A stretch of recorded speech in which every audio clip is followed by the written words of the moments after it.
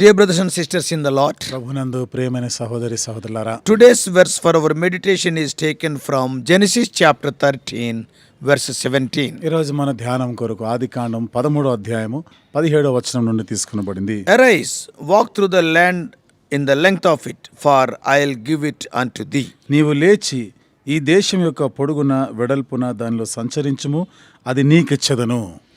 It is of interest that God did not speak to Abraham until he had made his decision to separate. చూడండి, అబ్రహాము నేను ప్రత్యేకంగా ఉంటాను అనే అంతవరకు కూడా దేవుడు ఈ మాటలు అబ్రహాంతో చెప్పలేదు. As we read in the scripture. లేఖనాల్లో మనం చదువుతున్న ప్రకారం. So this fact is not incidental, but it is fundamental. కాబట్టి ఈ సత్యం అనేది ఏదో ఒక సంఘటనగా జరగడం కాదు, కానీ ఇది it is a rule. ఇది ఒక ఆజ్ఞ, పాటించవలసినటువంటిది.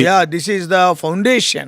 ఇది ఒక పునాది లాంటిది. God will speak to you when you want to separate yourself. నీవు ఎప్పుడైతే నీవు వేరుగా ఉండాలి, ప్రత్యేకంగా ఉండాలని కోరుతావో దేవుడు నీతో మాట్లాడతాడు. I see in Genesis 13:14. ఆదికాండం 13:14లో చూడండి. And the Lord said to Abraham after Lot had separated from him. లోతు అబ్రహామును విడిచిపోయిన తర్వాత యెహోవా అబ్రహాంతో మాట్లాడాడు. God's call of Abraham, as we read in 12th chapter 1-3. ఆదికాండం 12వ అధ్యాయం 1 నుండి 3 వచనాల్లో దేవుడు అబ్రహామును పిలిచిన తర్వాత, so far as we can discern, ఇంతవరకు కూడా మనం ఇక్కడ మరి గ్రహించగలిగేది it is only to Abraham. ఇది కేవలం అబ్రహామును గురించినది. So also was the confirmation in chapter 13. అలాగే 13వ అధ్యాయంలో కూడా దాని యొక్క నిర్ధారణ చూస్తాం. Because God has commanded Abraham to leave all his relatives. ఎందుకనగా దేవుడు అబ్రహాముకు ఆజ్ఞాపించినాడు, నీ బంధువులందరినీ విడిచిపెట్టాలి. Blessing could not come apart from obedience to God's revealed will. దేవుని యొక్క బయలుపరచబడిన చిత్తానికి లోబడితేనే తప్ప మనకు ఆశీర్వాదాలు రావు. Humanly speaking, the only thing which stood in the way of divine blessing was human disobedience. మానవరీత్యా మాట్లాడాలంటే దైవికమైనటువంటి ఆశీర్వాదాలు రాకపోవడానికి, ఆటంకపరచబడడానికి కారణం ఏమిటంటే మానవులకు అవిధేయతే. God removed that barrier by providentially separating Lot.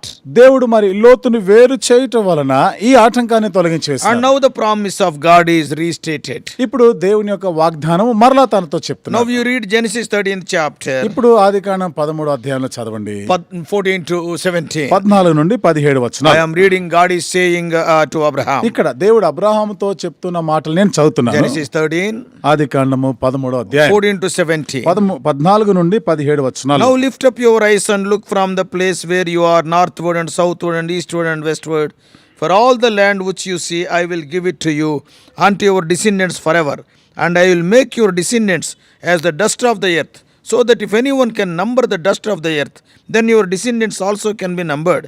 Arise, walk about the land through its length and breadth, for I will give it to you. లోతు అబ్రహామును విడిచిపోయిన తర్వాత యెహోవా, ఇదిగో నీ కనులెత్తి నీవు ఉన్న చోట నుండి ఉత్తరపు తట్టు, దక్షిణపు తట్టు, తూర్పు తట్టు, పడమర తట్టును చూడుము. ఎందుకనగా నీవు చూచుచున్న ఈ దేశం అంతటిని నీకును నీ సంతానమునకును సదాకాలం ఇచ్చెదను, మరియు నీ సంతానమును భూమి మీద నుండి రేణువు వలె విస్తరింపజేసేదను.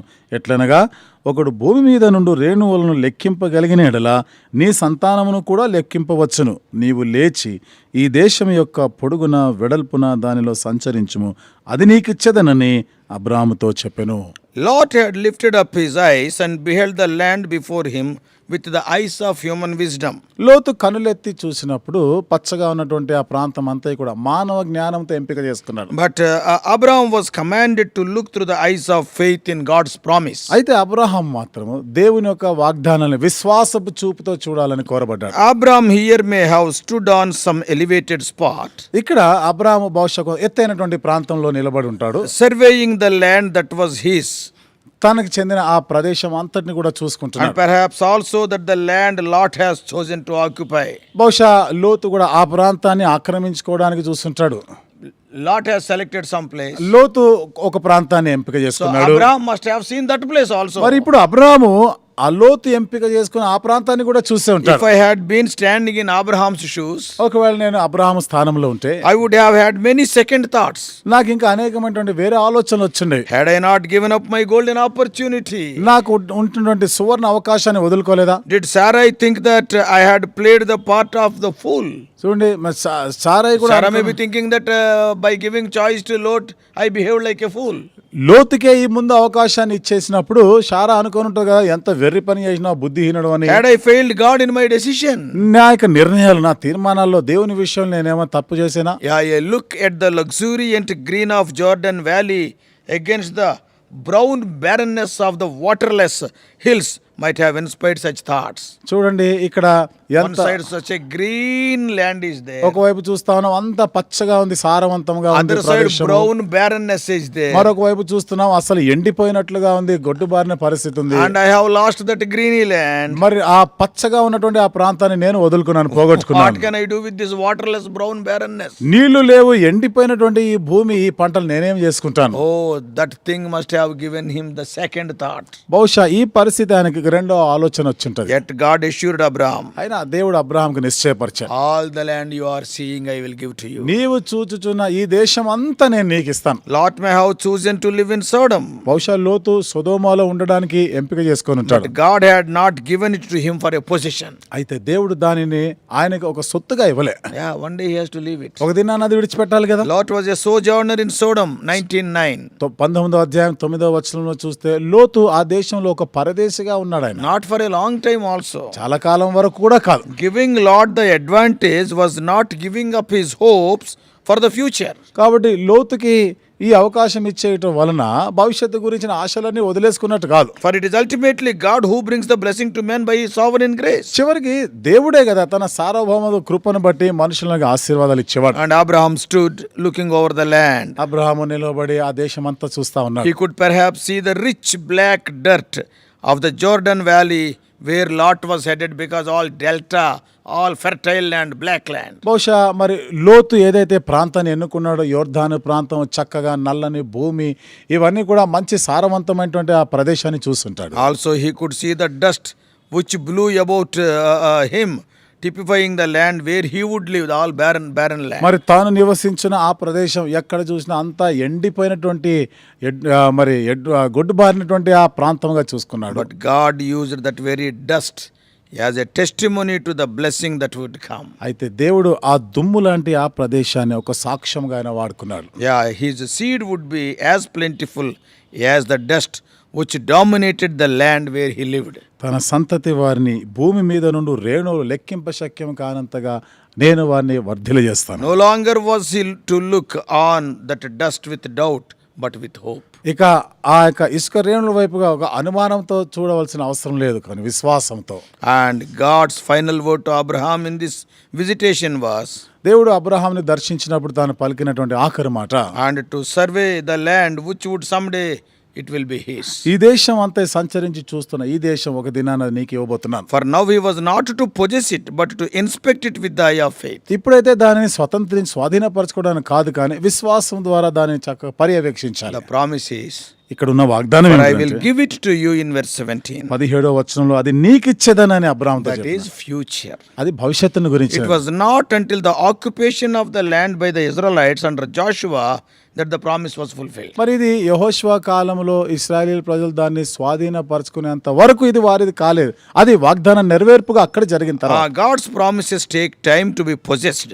మరి దేవుని యొక్క వాగ్దానాలు నెరవేర్చబడడానికి, అది మనం స్వతంత్రించుకునే దానికి సమయం And ఉంటుంది. this is because God has planned in that way.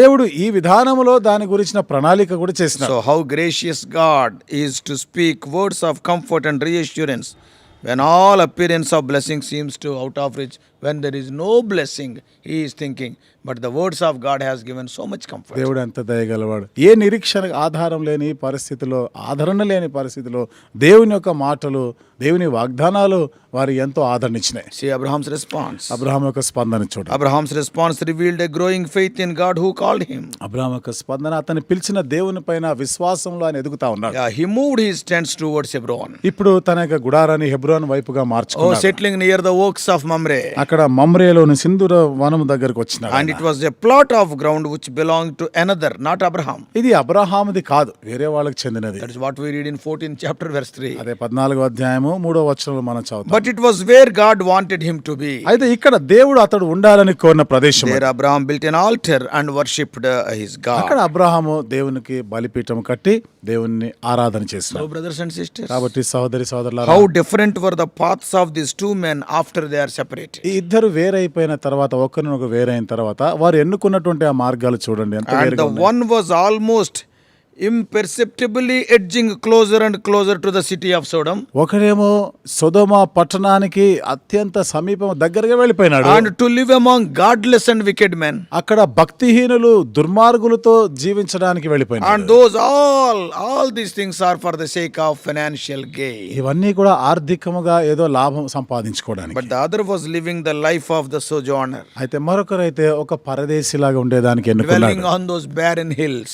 ఆ యొక్క గొడ్డుబారినటువంటి ఎండిపోయినటువంటి ఆ పొలాల పంటలు అక్కడ తిరుగుతున్నాడు. Only hope is in the promises of God. ఇక్కడ ఆయన యొక్క నిరీక్షణ అంతా కూడా దేవుని వాగ్దానాల పైన మాత్రమే ఉంది. One lives in his tent and builds an altar of worship. ఒకరేమో తను వేసుకున్న గుడారాల్లో నివసిస్తూ దేవుని కొరకే బలిపీఠాలు కట్టి దేవుని ఆరాధిస్తూ జీవించినవాడు. But what about the other person? మరొక వ్యక్తి మాట ఏమిటి? He left the tent for a house in the city of the wicked men. ఆయన గుడారం విడిచిపెట్టినాడు, పట్టణంలో ఇల్లు కట్టుకొని దుష్టులు దుర్మార్గుల మధ్య నివసించడానికి వెళ్ళిపోయినాడు. Here was a decision which bore heavily on the destiny of these two men. ఇక్కడ వీరు తీసుకున్నటువంటి ఈ తీర్మానము వారి యొక్క గమ్యం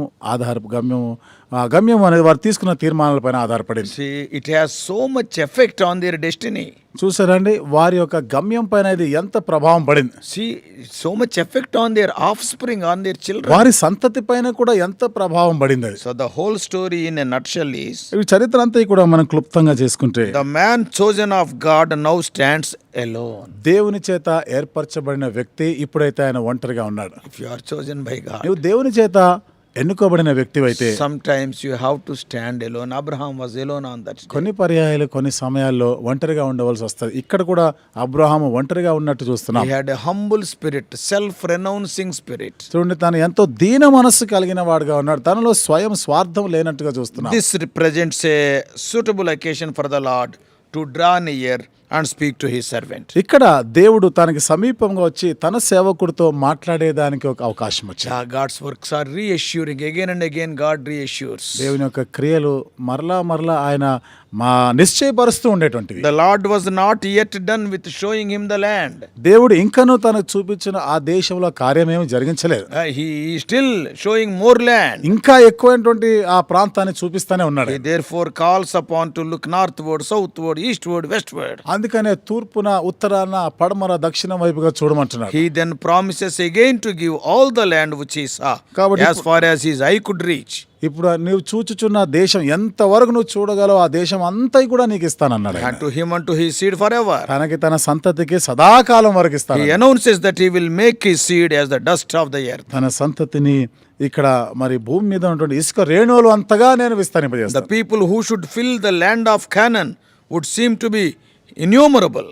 కనాను దేశమును స్వతంత్రించుకోబోయి ప్రజలు లెక్కింప శక్యం కానంతగా నిండిపోతారు అక్కడికి. But we see that the promise begins already to enlarge itself beyond the bounds of the natural seed of Abraham. అయితే ఇప్పటికే ఈ యొక్క సంతానము అబ్రహాం యొక్క మరి సహజమైనటువంటి ఆ సంతానం, Not only the natural seed of Abraham. Abraham యొక్క సంతానం మాత్రమే కాకుండా That is being enjoyed by many. అనేకులు దానిని ఆనందిస్తవచ్చు. So dear brothers and sisters, కాబట్టి ప్రియమైన సహోదరి the సహోదరులారా, decisions reached by Abraham and Lot are the same as those which confront every Christian.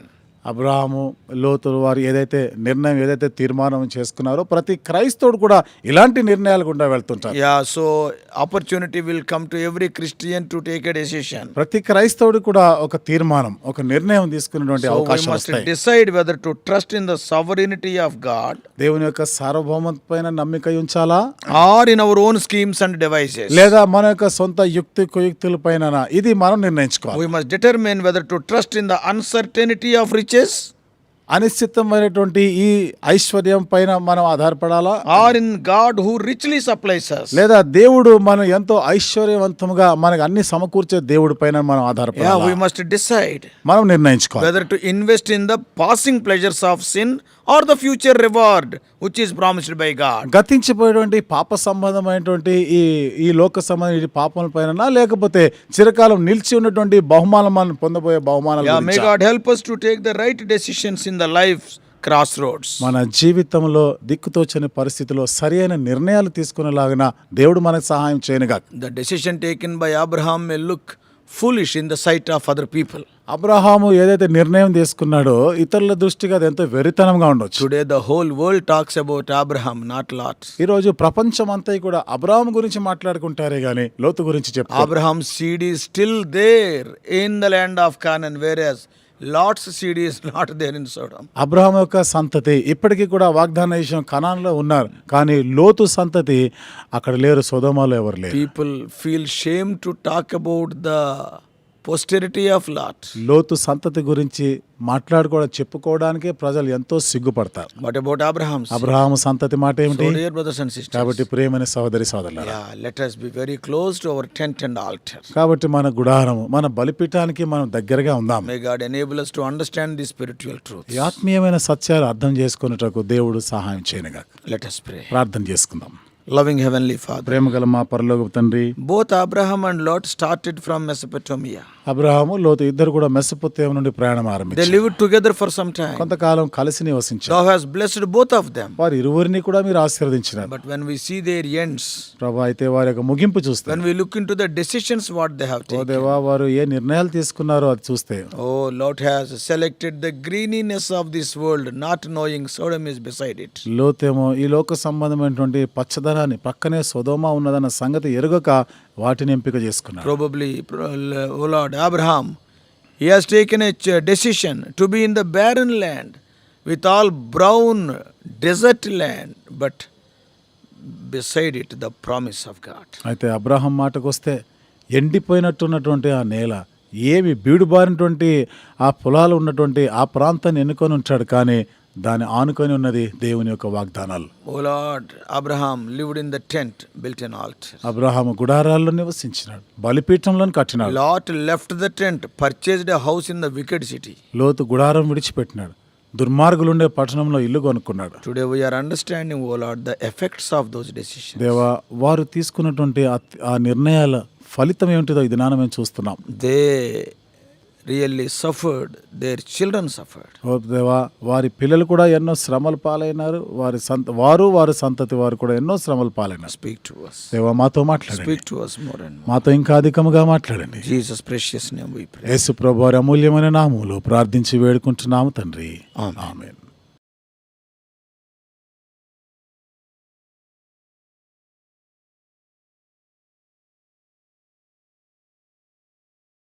God bless you all. Please subscribe for more spiritual messages on YouTube channel John Victor Hebron.